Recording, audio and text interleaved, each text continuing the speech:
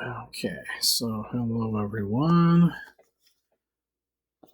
So there's not gonna be much content to this video for a final row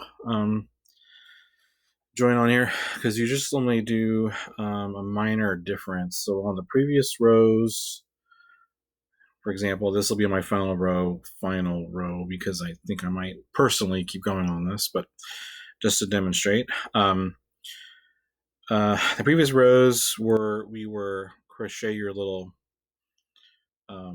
section here, the 3 double crochet, and then we don't join here at the top to connect it, leave it open, because we join at a crisscross for each row below.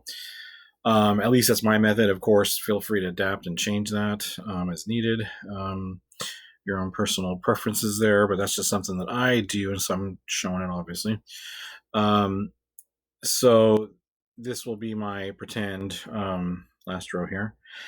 So if you haven't done so, go ahead and get those 2 squares on your final row. So this is the corner here, and here's the second one. And what we're going to do, I'm not going to crochet sideways, so actually let me turn this. Okay.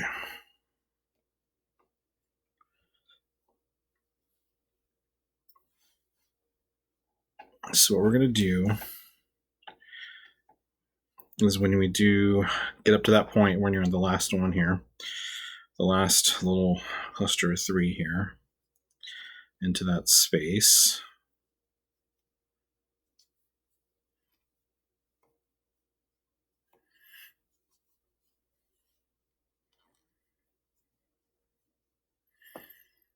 So I have my 3 here. Obviously, I would say slip stitch here to join and leave it open. Now, the only difference for this video for doing a final row is we actually will go in here and join it from there. Let's see. I think I will go ahead and just join without doing a chain, just so it'll. Actually, I take that back. I am going to chain 1. Okay. Then I go into this corner space. Actually, here, just so you can see it better. There's a corner space here. Go in there. Go ahead and slip stitch it in. Again, this is awkward working in this direction. So now we are at the corner here. And then go ahead and do another chain. And then slip stitch into the top of your chain 3, I think it was. Yeah, chain 3. I like to go through both pieces. There we go. Slip stitch in there. Okay. Let me look at it, make sure it's equal.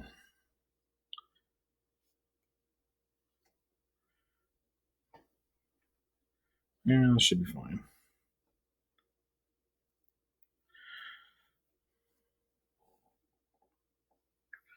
So I'm going to trim this just so I have rid of this excess. It's annoying me. Okay.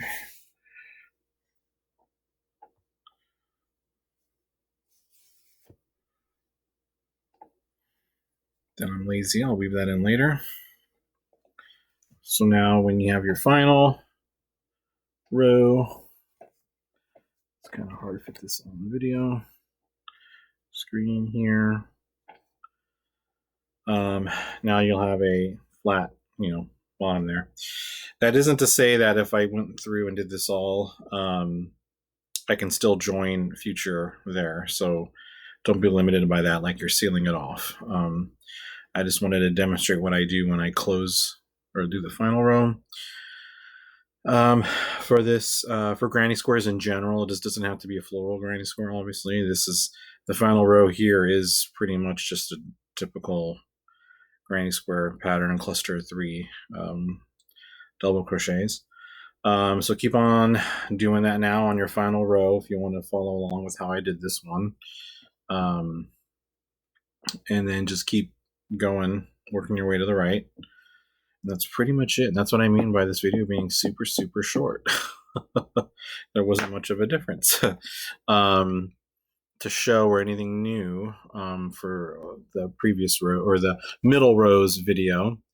So I thank you all for joining me and trying this out.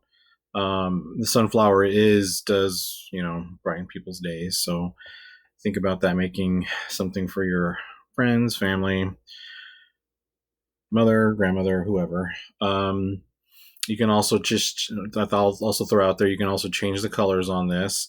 Even though this is like a big centerpiece of looks like a sunflower, I change this to another color, like for example, purple, dark purple, light purple, and I keep it brown. Or what you can do is, I take that back actually, you can do like this super dark purple, almost like a eggplant, typical purple color, and then maybe a violet or even a lilac color. And then what I do is I call that a dahlia floral square pattern.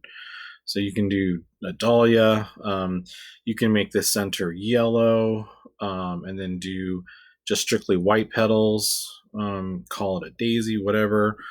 You can totally alternate the colors on this. Make it colorful like a field of flowers. So that is it, everyone.